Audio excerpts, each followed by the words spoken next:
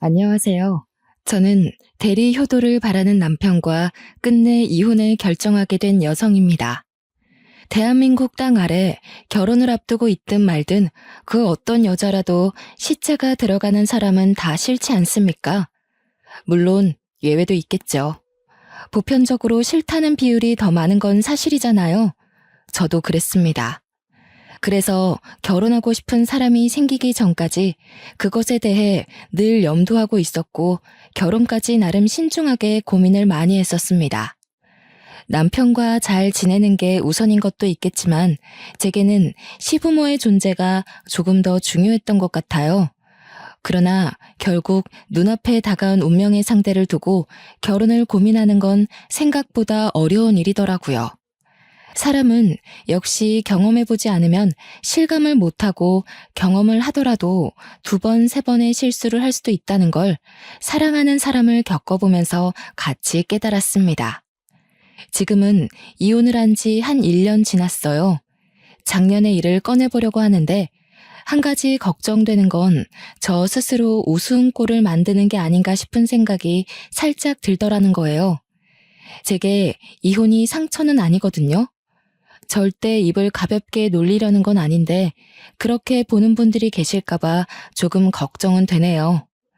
타자를 치고 있는 이 순간에도 고민은 되지만 저의 최악의 이혼 시나리오를 써가 보도록 하겠습니다. 시작부터 이런 말을 하면 믿는 사람이 얼마나 될지 모르겠지만 제가 나이 26살에 결혼을 했는데 나이 32살인 현재 아이가 벌써 4명입니다. 그러니까 저는 결혼 당시 아이를 거의 1년꼴로 임신을 했고 당연히 첫째는 허니문 베이비로 낳게 되었죠. 제가 남편을 처음 만난 건 20살 때였습니다. 남편은 대학교에서 만난 복학생 선배였어요.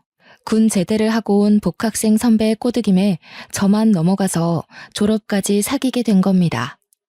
학교 졸업 후 제가 먼저 취업을 했는데 남편 졸업과 동시에 결혼 준비를 본격적으로 시작하면서부터 남편의 제안으로 저는 퇴사를 하게 되었고 그렇게 26살에 결혼을 하게 되었습니다. 결혼을 하고 첫째를 가졌을 때 남편이 제게 그런 말을 해주더라고요. 우리 아빠가 외동으로 커서 대가족이 꿈이거든. 내가 이제 결혼하면서 우리 집에 효도를 좀 해야 되잖아. 힘 닿는 데까지 아이를 낳고 싶은데 허락해 줄 수 있어? 결혼 전만 해도 이런 얘기까지는 없었는데 사실 저희가 합가를 하게 된 것도 시부 때문이었거든요. 시부가 같이 살고 싶다고 제안해서 남편이 저를 설득해 합가를 하게 된 겁니다. 시댁이랑 지내는 게 불편했지만 어쩌겠어요.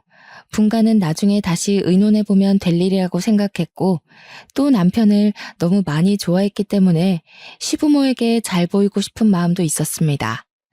그래서 합가 조건은 이미 합의를 보고 결혼한 거라 괜찮았는데 시부가 외로움을 많이 탄다는 건 처음 알았어요. 다자녀를 생각해 본 적은 없지만 원래부터 아이를 몇 명 낳을 건지에 대해서도 의논한 적 없기 때문에 저도 노력해 보겠다고 했네요. 그렇게 시댁살이를 첫째를 가진 채로 시작했어요. 제가 남편을 만나기 전에는 시자 들어가는 사람을 싫어했다고 했잖아요. 그래서 저는 남편을 사랑하지만 저에게 닥치는 불이익은 참지 않을 생각으로 입주를 했습니다. 시부모가 어떤 사람인지 완벽히 알지 못하는 상태로 합가를 시작했으나 만약 제게 꼿꼿한 등살이 날아온다면 고스란히 당하는 며느리는 되지 않겠다고 다짐도 했죠. 제가 첫째를 낳자 시부는 거의 손자를 끼고 다니며 돌보았습니다. 덕분에 제가 필요한 경우가 아니면 저는 육아를 거의 시부와 분담하는 수준이었어요. 아이 덕분인지 시부는 제게 참 유연한 사람이었는데요. 남편 말대로 시부는 식구가 늘어가는 걸 참 좋아했습니다. 시부의 웃음이 보기 좋아서 저도 아이 낳는 게 딱히 힘에 부치지 않을 정도였어요. 경제적 지원도 시부가 흔쾌히 보태어 주기도 하고 제게 아이한테 써달라고 용돈도 많이 찔러줬거든요. 손주를 사랑해서라지만 저는 합가를 하고 나서 며느리 사랑은 시아버지란 말을 실감했습니다. 그런데 문제는 이걸 시모가 못마땅해 한다는 겁니다. 시부가 아이를 데리고 사라지면 어김없이 시모가 슬쩍 나타났는데요. 요즘 세상에 너같이 시댁살이 편하게 하는 며느리가 어딨니? 그렇다고 두 손 두 발 다 놓고 있으면 살림이 안 돌아가니까 앞으로 식구들 밥은 네가 챙기도록 해라. 시모는 뭐든 저에게 하나를 꼭 시켜야 직성이 풀리는 사람이었습니다. 제가 시자 들어가는 사람을 싫어했던 전형적인 표본이 되는 존재였죠. 시모가 요리를 저더러 하라고 했잖아요. 제가 요리를 못하는 게 자랑은 아니지만 요리를 그냥 못하는 수준이 아니라 정말 지지리도 못하는 편입니다. 제 친정에서도 엄마가 요리를 못하고 아빠가 잘하는 편이어서 저희 집은 아빠가 늘 밥을 차려주었거든요. 하는 사람이 정해져 있는 거 아니지 않습니까? 이미 남자가 요리하는 걸 보고 자란 저는 여자니까 당연히 요리를 해야 된다는 시모 말을 이해할 수 없었어요. 자랑 아니란 거 압니다. 하지만 저랑 엄마는 요리를 못하니까 항상 다른 거라도 찾아서 그걸 대신에 열심히 하려고 했어요. 각자 잘하는 것을 하면서 한 지붕 아래에서 더불어 사는 게 가족 아닌가요? 그래서 시모한테 솔직하게 말씀드렸습니다. 요리 못한다고 했더니 시모가 하다 보면 다 하는 거라고, 자기도 시집 올 때 아무것도 못했다면서 보고 배우라네요. 할 수 없이 저는 이게 남편 집 문화라고 생각해 시모한테 요리를 배우기 시작했고, 제 나이 26살에 처음으로 요리란 걸 해보았습니다. 그렇게 배워서 차리게 된 첫 식사 자리, 시모가 입으로만 설명해줬지 저한테 뭐 하나 시범 보여주는 것도 없었거든요. 시범 보여주면 결국 자기가 다 하는 거 아니냐면서 처음부터 저 혼자 하라고 했습니다. 이왕 도전하게 된 거 저는 면접 준비할 때처럼 온갖 에너지를 쏟아서 결과물을 하나하나 만들어냈습니다. 평이 어땠냐고요? 네, 제 요리는 100% 똥이었어요. 국이며 밥이며 반찬이며 겉모습만 화려하고 그 맛은 다 똥이었습니다. 그나마 잘한 건 아무런 간도 안 한 달걀 후라이였어요.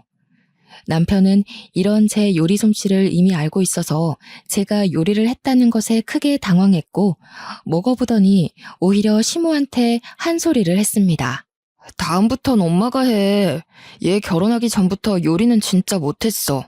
내가 웬만하면 마누라 칭찬하겠는데 요리만큼은 얘가 참 독보적이야. 쫄쫄 굶고 싶은 거 아니면 엄마가 요리하는 게 나을걸? 남편뿐만 아니라 시부까지 다들 숟가락을 빨리 내려놓았습니다.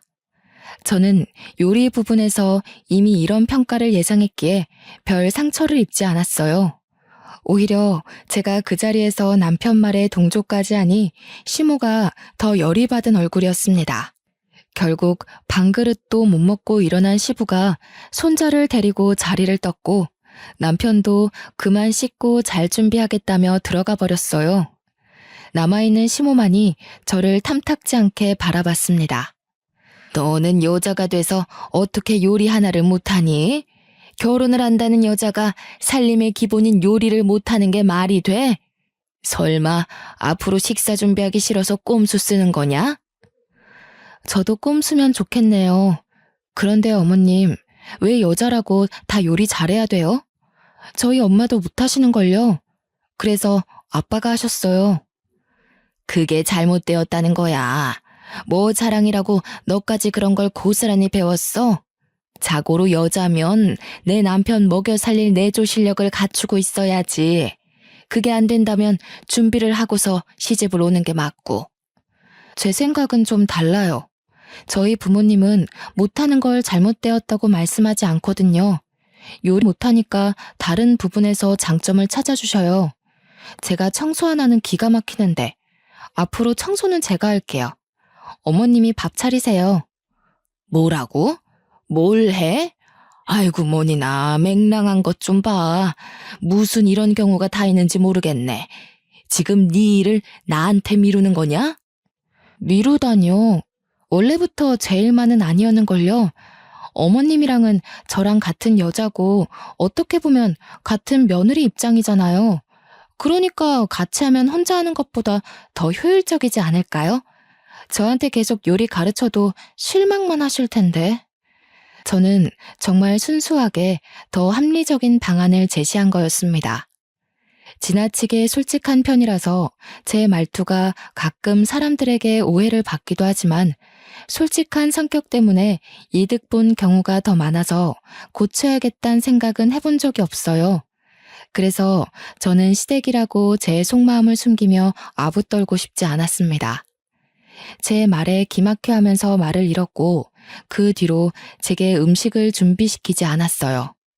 어쩌면 못했다고 해야 되는 게 맞겠죠. 왜냐하면 제가 요리하는 걸 남편과 시부가 기를 쓰고 막았거든요. 아마 시모는 제가 너무 솔직해서 더 못살게 굴지 않았나 싶습니다.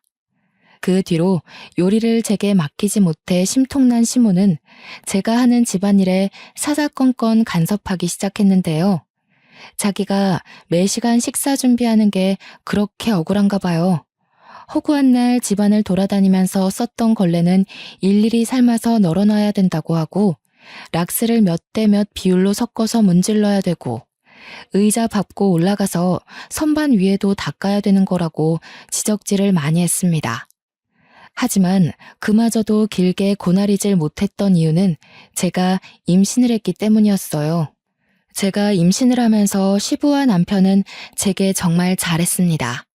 그때마다 시모만 스트레스가 차고 넘쳤고 시모 말이 자기는 그런 대우를 받은 적 없는 며느리라는 걸 저를 따라다니며 불평했어요. 임신하고 집안일 한다고 죽는 거 아니다. 오히려 꼼짝도 안 하고 누워만 있으면 그게 더 애기한테 안 좋은 거야. 원래 하던 일은 하는 게 좋겠구나. 네가 아무리 애 가진 몸이라지만 늙고 병든 내 몸뚱아리보단 건강할 거 아니니? 네, 집에서라도 조금씩 움직이는 게 좋겠죠. 의사 선생님이 너무 허리 숙이는 일은 자제해달라고 해서 제가 할 수 있는 데까진 집안일 해놓을 텐데 만약 못한 부분 있으면 어머님이 좀 도와주세요. 얘 봐라. 내가 그걸 왜 도와주니? 애초에 내가 식사 담당하면 네가 알아서 집안일 한다고 했지 않아? 청소 잘한다고 유난이더니 그새 잔머리 굴리는 거 봐. 잔머리가 아니라 아무래도 제 몸이 예전만큼 못할 테니까 도와달라는 거죠. 내키지 않으시면 두세요. 대신 전 분명 예전처럼 깔끔하게는 못한다고 말씀드렸어요. 아무래도 저한테 집안일 쉴 생각 말라는 걸 말해주러 온 듯한데 제가 적반하장식으로 나가니까 되레 시모 얼굴이 또 울그락불그락 되었는데요. 저도 모르게 불쑥 제 솔직한 마음이 튀어나가다가도 시모 표정을 보면 아차 싶어 뒤늦게 어색한 미소를 보입니다. 그럴 때마다 시모는 토라져서는 획 돌아 방으로 들어가 버리곤 했죠. 합가 생활을 그렇게 하면서 제가 임신을 거듭하여 4년의 세월을 보냈고 아이 4명을 낳았습니다. 나란히 아들 둘, 딸 둘이었어요. 눈에 넣어도 안 아플 이 어린 영혼들이 집안에 뿔뿔 기고 돌아다니니까 시부는 행복해 죽으려고 했습니다. 손자, 손녀들을 위해서 뭐든지 해줄 것처럼 매일을 들떠 계셨죠. 제게는 남편보다 시부가 훨씬 가정적이었고 육아의 도움을 많이 받은 식구였습니다. 시부 덕분에 지난 4년간 제게는 막 어려운 고비는 없었어요.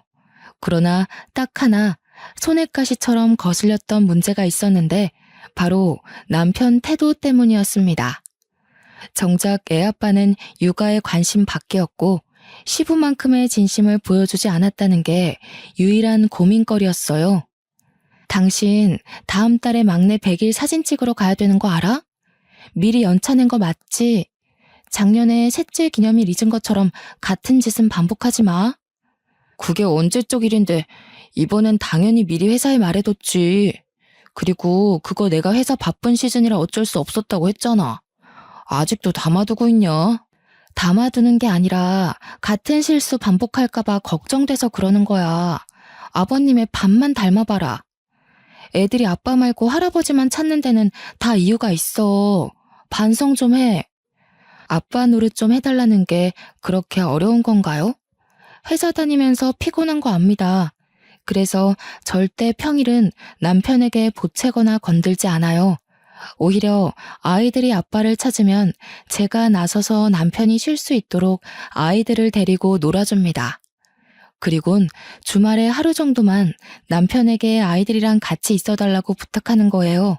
근데 남편은 정말 아빠로서의 최소한의 노력마저 안 하려고 하더라고요. 제가 임신을 했을 때는 세상 만사 모든 걸 제쳐두고 사랑꾼인 척 다 하더니 아이를 낳고 나면 항상 저렇게 시든 꽃처럼 감정이 사라져버립니다. 시부가 없었다면 제가 어떻게 이 다자녀를 데리고 시댁에서 숨 쉴 수 있었겠습니까? 하지만 며느리란 타이틀을 달았다면 시기가 언제가 되었든 한 번쯤은 아군 없는 삶을 겪을 수밖에 없지 않나 싶어요.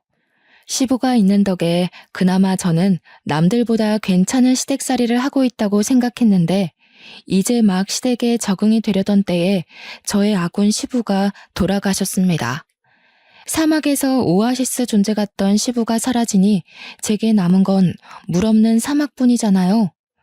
얼마나 갑갑하고 건조한 집안이겠어요. 문득 제가 미혼 때 시자 가족을 꺼려하며 고민 많았던 때가 생각나더라고요.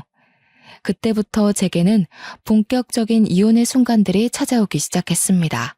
시부 때문에 저한테 차마 선 넘는 짓까진 못하고 눈치 봤던 시모가 살판 났다는 듯 제 위에서 군림하기 시작하는데 이것이야말로 고부간의 갈등이 아닌가 싶더군요. 그동안 제가 겪었던 시모의 등살은 아무것도 아니었습니다. 오히려 귀여운 수준이었죠. 하지만 동물의 왕이 없는 상황에선 이빨 빠진 사자도 사자라고 시모는 그동안 제게 표출하지 못했던 쓴소리를 제대로 해대기 시작했습니다. 차리는 것도 다시 제 몫이 되면서 시모는 정말 집에서 아무것도 안 하고 왕비처럼 제게 지시하고 간섭하기만 했죠. 제가 손을 놓는 순간 살림이 안 돌아가는 수준으로 집안일은 전부 제 몫이 되었습니다.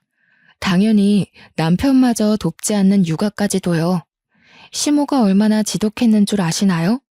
제 음식 맛이 똥이어도 참고 먹더라니까요. 아, 엄마가 밥하라고 했지. 왜 자꾸 와이프 시켜? 계속 이런 식이면 나 집에서 밥 못 먹어. 내가 손가락 관절이 나빠져서 더 이상 칼질 못해. 그리고 음식 못한다고 계속 손 놓고 있으면 나 죽고 나서는 뭐 먹고 살래? 매일 돈 주고 바깥 음식 먹을 거야? 시모의 잔소리는 저를 저격하는 것 같으면서도 남편도 함께 싸잡아 닥치게 만들었습니다. 어떻게든 저한테 주방 일을 떠맡기겠다는 시모의 의지가 제 눈에 너무도 잘 보였어요. 시모의 굳건한 주장을 들은 이후 남편은 제가 밥상을 차리면서부터 바깥에서 먹고 오는 일이 많아졌습니다. 그 때문에 저의 경우 시모랑 단둘이 있는 시간이 늘어갔죠. 아이 넷 육아를 혼자 감당하는 걸로 모자라 남편 내조에 시모 고나리질까지 당하고 있으니 당연히 고비가 찾아올 수밖에 없지 않겠어요? 그래서 결국 생리통 한번 해본 적 없던 제가 몸살을 앓고 말았습니다. 열이 팔팔 끓어서 식구들 아침은 당연히 챙기지 못했어요. 식구들이라기보단 시모 밥상이라고 해야겠네요. 제가 아픈 줄 알았던 남편은 자기는 원래 제 요리 안 먹었으니까 괜찮다고 했는데 시모가 뭘 찾는다면서 그것만 한번 봐주면 안 되겠냐고 저를 깨우더라고요. 엄마가 미역국 끓일 건데 미역이 안 보인대. 최근에 자기가 주방 정리했다면서 냉장고까지 뒤져도 안 보인다는데 혹시 어디다 뒀어? 아, 미역 다 떨어졌어. 어머님한테 앞에 슈퍼 나가면 3,000원치 판다고 해. 머리 올려 죽겠으니까 웬만하면 나 깨우지 말라고도 전해줘. 그래. 근데 미역 같은 건 미리 좀 사놓지 그랬어. 엄마 다리 불편한 거 뻔히 알면서. 바로 앞 슈퍼면 5분도 안 걸리는데. 왜 갑자기 안 먹던 미역국을 찾고 난리냐고. 그것도 하필 내가 아파 죽겠는 지금. 일부러 그러시는 거야? 여기서 더 물어보면 짜증낼 것 같으니까 가서 오늘만 다른 거 좀 드시라고 해. 그러자 남편은 더 이상 저를 건들지 못했는데요. 웬만큼 했으니 말을 알아들었을 거라 생각했어요. 그런데 방을 나가서 시모랑 얘기하는 것 같더니 또다시 들어오는 거 아니겠습니까? 시모가 남편더러 저를 데리고 같이 나가서 미역 좀 사와 달라고 했다는 겁니다. 남편은 제가 아픈 거 뻔히 알면서 그걸 저한테 전하러 왔다는 게 어이없었어요. 결국 제가 짜증을 확 내버리자 그 뒤로 남편은 방에 들어오지 않았고 그대로 출근한 듯 했습니다. 약 먹고 푹 잔 거라 좀 괜찮아져서 정오쯤에 방 밖을 나가보았는데요. 거실 꼬라지를 보고 제가 정말 경악을 금치 못했습니다. 아이들이 거실이랑 현관 쪽 여기저기를 난장판으로 만들어 놓은 거 아니겠어요? 장난감부터 살림 물건들까지 쭉 나열되어 있는데 무슨 놀이터인 줄 알았습니다. 그 가운데서 시모는 애들을 보는 둥 마는 둥 하면서 소파에 앉아 TV만 보고 있었습니다. 제가 몸살을 했던 탓에 식은땀을 흘려서 몸이 굉장히 찝찝했거든요. 그래서 아직 신경이 날카로운 상태였는데 집안꼴이 엉망진창인 걸 보니 열이 다시 오르는 것 같더라고요. 어머님, 이게 다 뭐예요? 애들이 이렇게까지 하도록 놔두시면 어떻게 해요? 어른이 있는데 집안꼴이 이렇게 된다는 게 말이에요? 아무것도 안 하고 계셨으면 애들 좀 봐주시지. 뭐야? 시애미를 점심까지 굶겨놓은 사람이 뻔뻔하기도 하구나. 네 애지 내 애니? 내가 네 애를 뭐하러 보겠어? 대체 그 버르장머리 없는 말버릇은 누구한테 배운 거냐? 네가 내 시애미라도 돼? 어떻게 감히 나를 나무랄 생각을 해? 제 말 뜻은 그게 아니고요. 이거 다 치우는 건 어른 몫이잖아요. 아직 큰애가 겨우 4살인데 애들이 질서가 어딨겠어요? 생각이 있으시면 애들 좀 자제해줬어야 되는 거 아니냐는 거죠. 그게 그 말이잖아. 그러니까 네 말은 지금 내가 생각이 없어서 애들 관리도 못한다. 그거 아니냐? 아주 못돼가지고 내가 어쩌다 너 같은 애를 며느리로 들이게 됐는지 모르겠다. 네가 들어오고 나서 내가 아주 편할 날이 없어. 애새끼들만 숨풍숨풍 나와가지고 시끄러워 죽겠네. 어머님, 자꾸 우리 애들 남 취급하시는데 애들 어머님 손주들이기도 해요. 돌아가신 아버님 앞에선 한마디도 못하시더니 이제 어머님이 한자리 하고 있으니까 저희를 개밥 보듯 대하시는 거예요. 어머님 아들 피가 섞인 손주들한테요. 저도 그렇게까지 말할 생각은 없었는데요. 몸살기가 막 가시는 상태라 여전히 예민해서 말이 평소보다 더 세게 나가버렸습니다. 저 같아도 제 말에 상대가 화가 났을 것 같긴 했어요. 아니나 다를까 완전 머리 끝까지 열받은 시모가 찍소리 않고 노려보더군요. 말실수했다는 걸 알아서 바로 사과하려고 했던 저는 그만 말문을 닫을 수밖에 없었는데요. 갑자기 날아오는 리모컨이 제 얼굴을 강타하는 바람에 한쪽 눈꼬리를 다쳤고 너무 놀란 저는 악 소리를 지르며 눈을 가렸습니다. 어따 대고 큰 소리야? 어차피 눈에 뵈는 것도 없는 것 같은데 한쪽 안 보인다고 뭐 문제 되겠어? 차라리 네가 앞 못 보는 장님이라면 내가 이렇게까지 무시받진 않았을 거다. 시모는 그대로 방으로 들어가 버렸습니다. 저는 시모의 행실에 충격을 먹고 당장 행동을 어쩌지 못하고 있었어요. 저는 황급히 피가 나는 상처를 치료했어요. 마음 좀 추스리고 거실에 어질러진 아이들 장난감을 정리했죠. 그때까지도 시모는 방에서 꿈쩍도 안 했습니다. 저는 오히려 잘 되었다고 생각했어요. 리모컨을 한 대 맞으면서 시모한테 심한 말 했던 걸 사과할 생각이 싹 사라졌거든요. 중간에 제 기분 정리할 여유도 없이 시모랑 다시 마주했다면 시모에게 제 감정을 모조리 표출했을지 모릅니다. 그 이후론 저도 남편이 퇴근하고 올 때까지 아이들이랑 방에만 있었어요. 남편이 오면 상황 설명을 할 생각이었죠. 그런데 귀가하고 온 남편이 다짜고짜 저한테 따지기 시작하는 거 아니겠습니까? 아무래도 시모가 먼저 남편한테 전화하여 자기 유리한 쪽으로 상황 설명을 마친 것 같더군요. 당신 뭐 하는 사람이야? 우리 엄마한테 애 안 봤다고 잔소리했어? 애는 당신이 봐야지. 왜 육아를 엄마한테 밀어? 도대체 엄마한테 무슨 말을 했길래 엄마가 울어? 어머님이 우셨다고? 어머님 참 무서운 사람이다. 날 이렇게 눈탱이 밤탱이 만든 사람이 어머님인데 울어도 내가 울어야지. 당신 날아오는 리모컨 맞아본 적 있어? 나 친정 부모한테도 매질 한 번 당해본 적 없는 딸이거든? 이거 조금만 잘못 맞았어도 실명됐어. 남편은 제 얼굴을 보더니 화를 내려다가 급 당황을 하였습니다. 자기 엄마가 제게 리모컨으로 무력을 행사한 줄을 몰랐겠죠. 시모가 그걸 자기 입으로 말했을 리 없으니까요. 당황하며 잠시 말을 잃은 남편은 전보다 언성을 낮추면서 차분한 목소리로 제게 부탁했습니다. 당신 말투 센 거 아는데 엄마한테 좀 살살 말해줘. 엄마 여린 사람이라서 상처 잘 받아.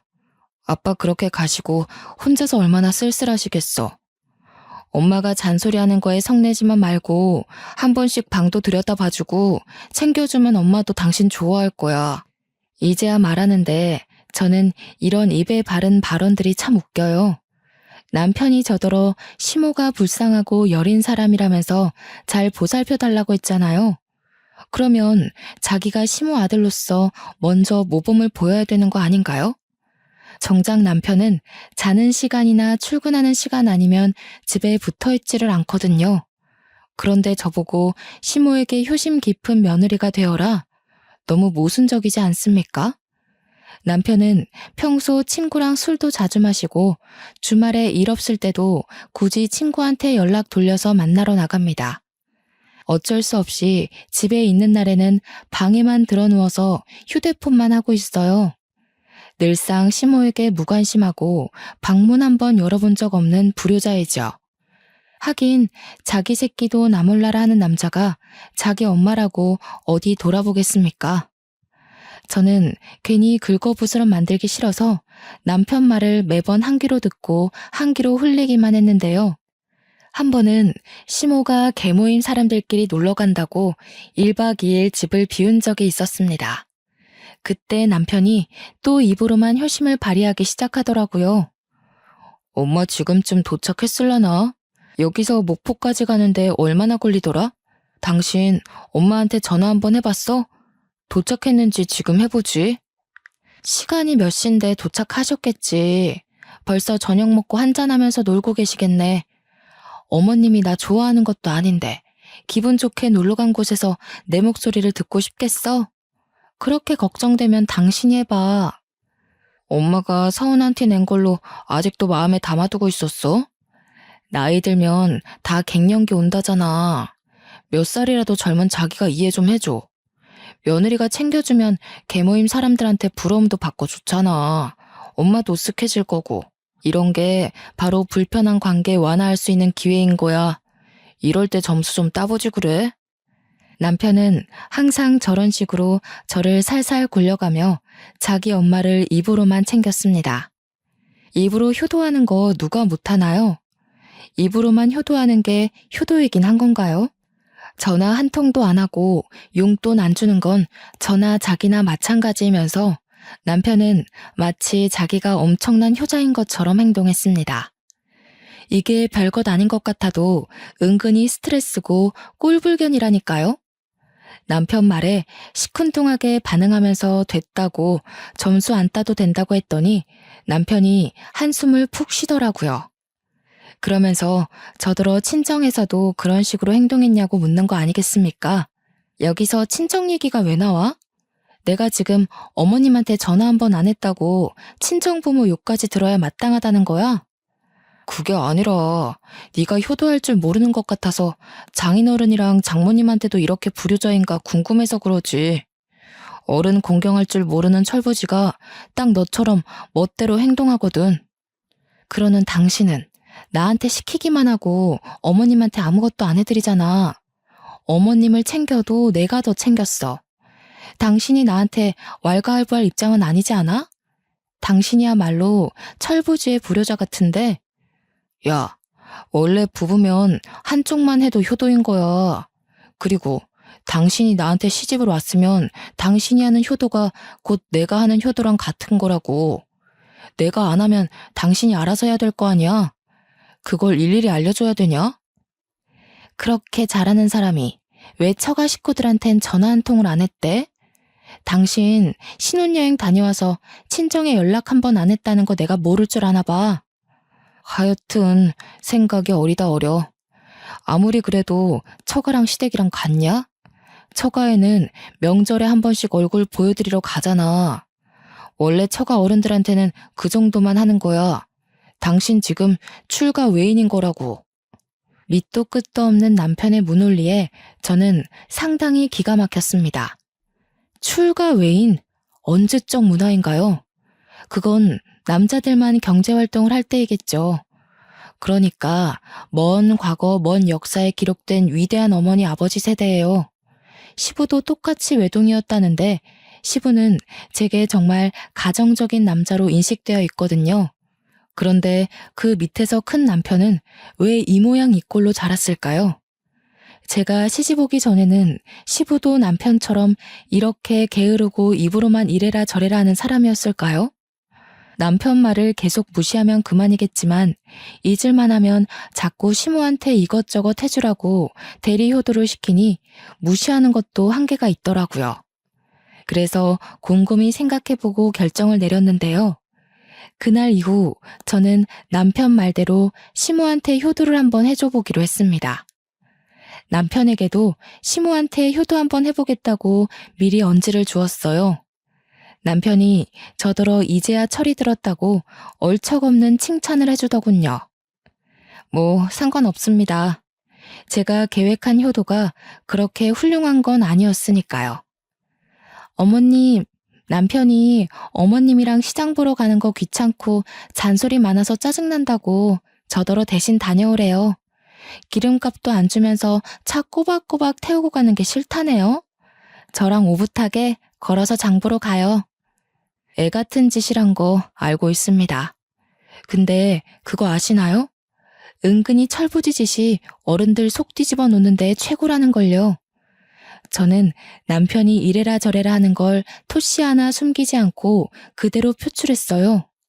평소 남편이 시모에 대해 가지고 있는 불평까지 굳이 설명해 준 뒤에 효도를 했습니다. 시모 앞에서 미소를 많이 보여주기도 했고 목소리도 상냥하게 만들었죠.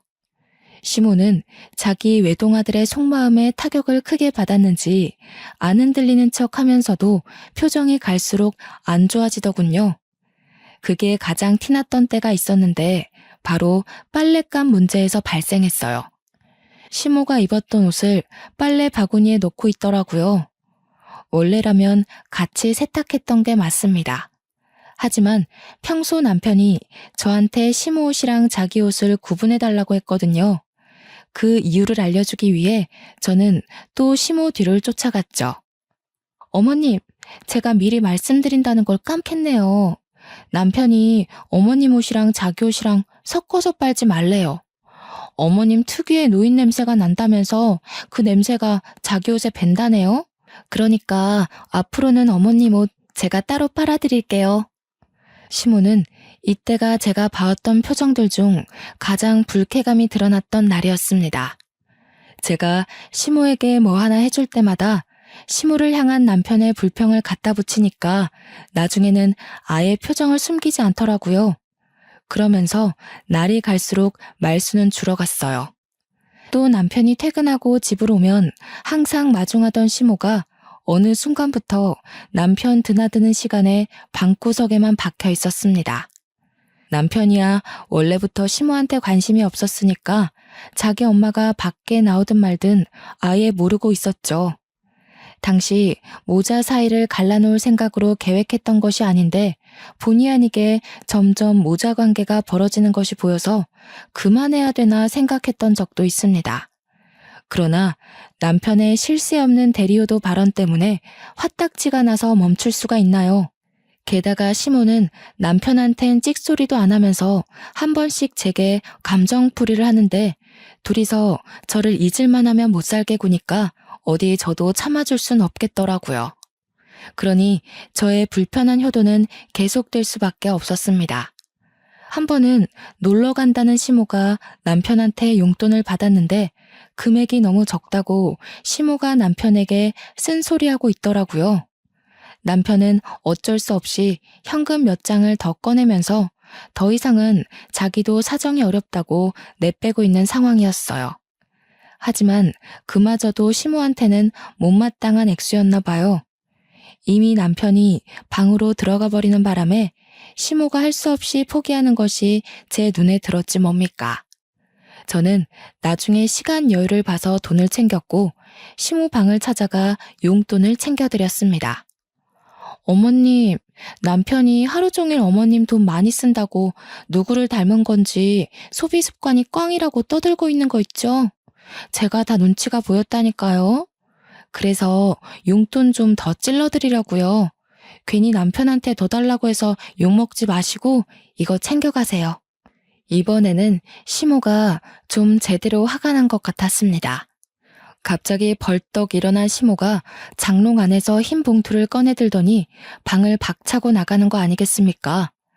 방에서 쉬고 있는 남편에게 찾아가선 남편 얼굴에다가 돈 봉투를 던지더라고요. 이 썩을 놈아, 가져가라 가져가. 더럽고 치사해서 내가 네 돈 안 쓴다. 내가 너를 어떻게 키웠는데 뼈 빠지게 고생하면서 먹여주고 입혀주고 다 했더니 애미한테 그깟 돈 하나 쓰는 게 그리도 억울했냐? 이 불효자식. 왜 이래 엄마? 미친 거야? 밑도 끝도 없이 사람 얼굴에다 뭘 던지는 거야? 와이프한텐 리모컨 던진 걸로 모자라 나한테까지 던져? 애들이 보고 뭘 배우겠어. 그래 미쳤다 이놈아. 감히 지애미를 짐짝 취급해? 썩을 놈. 그리 애미가 보기 싫으면 내 집에서 당장 꺼져. 여기 내 집이니까 나 보기 싫으면 나가 살아. 시모의 성화에 남편은 앞뒤 사정을 묻지도 않고 시모에게 짜증을 버럭 내며 집을 나가버렸습니다. 시모는 이미 닫혀버린 문에다 대고 계속 남편 욕을 해댔는데요. 저는 황급히 아이들을 데리고 방 안으로 대피했습니다. 그렇게 나갔던 남편은 내내 연락이 없더니 몇 시간 뒤에 알아서 귀가를 했는데 술을 진탕 먹고 들어왔더라고요. 아이들은 자고 있었고 저는 막 막내를 재우고 온 터라 손에 젖병을 든 채로 남편을 맞이했습니다. 왜 이렇게 술을 많이 먹었냐고 나무랐는데 남편은 저를 밀치더니 그대로 시모 방에 들어가는 거 있죠. 그러면서 자고 있는 시모를 향해 고함을 쳐서 깨웠습니다. 화들짝 놀라서 일어난 시모에게 욕을 하기 시작했죠. 그건 저도 놀랐기에 쫓아가 남편을 말렸는데요. 남편이 저한테도 욕을 하면서 갑자기 우리 친정까지 들먹이는 거 아니겠어요? 꼭 노땅들이 이래요. 세상에서 다 없어져 버려야 돼. 늙고 병든 사람들이 빨리빨리 자리를 안 비켜주니까 사회가 이 모양이지. 아무짝에 쓸모없는 것들. 엄마 같은 사람들이 이 사회에서 하는 게 뭐야? 듣자 하니 남편은 직장에서 늙은 상사한테 받는 스트레스가 많은 듯 했습니다. 자기 부모한테 효도해야 된다는 의무감과 직장 내 스트레스가 부딪혀서 이렇게 폭발해버린 것 같았어요. 저한테 대신 효도를 시킨 것도 아마 그런 이유였겠죠. 그것까진 이해해 볼 수 있었습니다. 그렇다고 제 친정 부모를 욕하는 걸 봐줄 순 없었어요. 육아를 나몰라라 하는 것도 이해할 수 없고요. 세상에 힘든 사람 자기 하나입니까? 세상 모든 사람들이 다 다른 모양으로 스트레스를 받아요. 스트레스 없이 사는 사람 한 명도 없습니다. 그런 사람들이 다 남편처럼 무책임하게 행동하지 않거든요. 다른 사람도 아니고 남편이 제 친정부모를 욕했다는 것에 화난 저는 들고 있던 애기 젖병으로 남편 싸대기를 후려쳤습니다. 남편이 힘든 건 힘든 거고 잘못된 건 혼이 나야 하니까요. 술 기운 때문에 정신 못 차리고 있던 남편은 그대로 벌러덩 쓰러져 버렸고 점점 수면 속으로 빠져들었어요. 그러는 와중에도 남편은 시모 챙기기 귀찮다고 욕을 읊조리더라고요. 그 모습이 정말 최악이었죠. 시모는 진심으로 충격받아 자기 아들의 가슴팍을 두어 번 팼습니다. 그리곤 화딱지 나는지 베란다로 가서 분을 식이고 있었어요. 어머님, 괜찮으세요? 남편이 회사에서 스트레스가 많았나 봐요. 그래도 저희 부모님 욕까지 할 줄은 몰랐는데 솔직히 저도 실망 많이 했어요. 어머님도 놀라셨죠?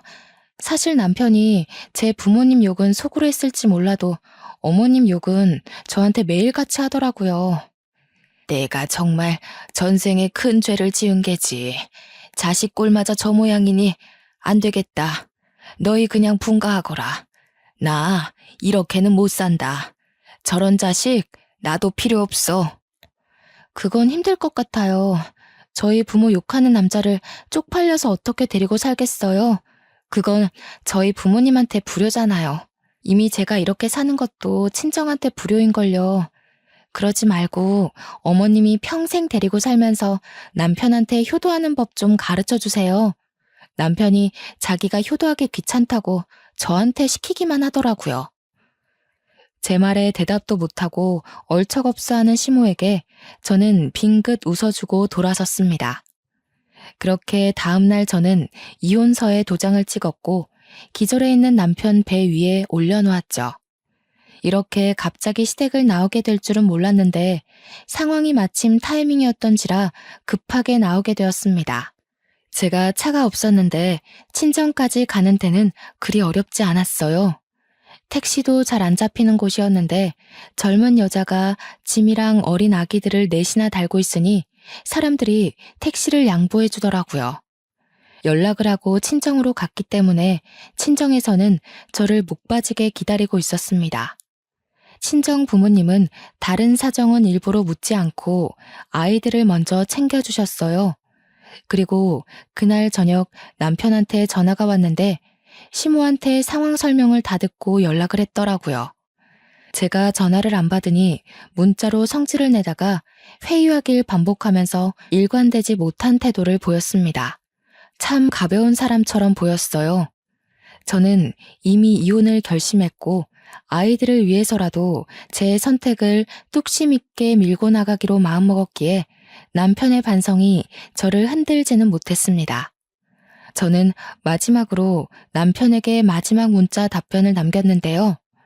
도장 찍을 거 아니면 소송할 거라고 그게 더 불효일 텐데 괜찮겠냐고 했습니다. 그랬더니 남편이 한 일주일 답이 없더라고요. 제가 다시 연락을 했을 때야 합의서에 도장 찍겠다고 답변을 주었습니다. 자기도 나름대로 변호사와 면담을 가져봤나 봐요.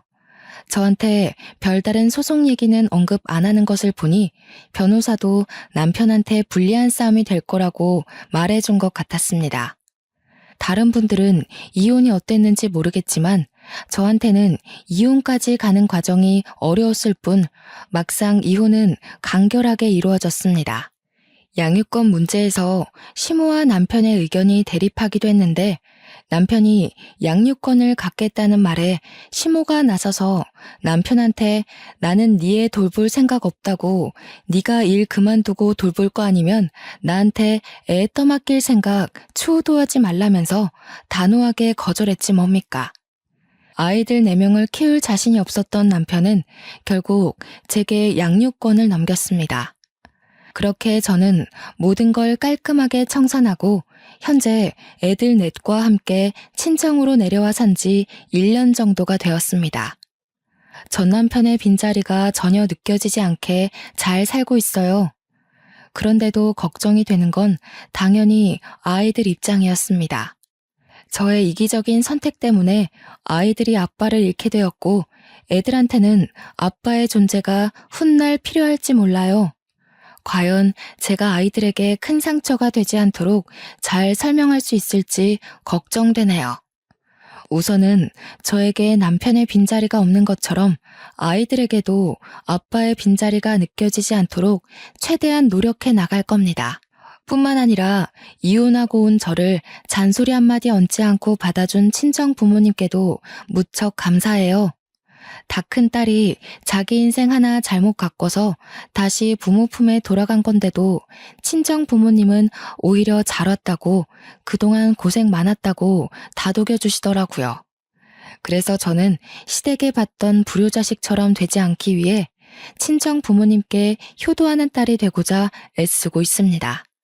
시부모를 잘 모시고자 마음먹었던 그날처럼 저는 부모님과 함께 할 수 있는 그날까지 평생 마음 바쳐 모실 생각입니다.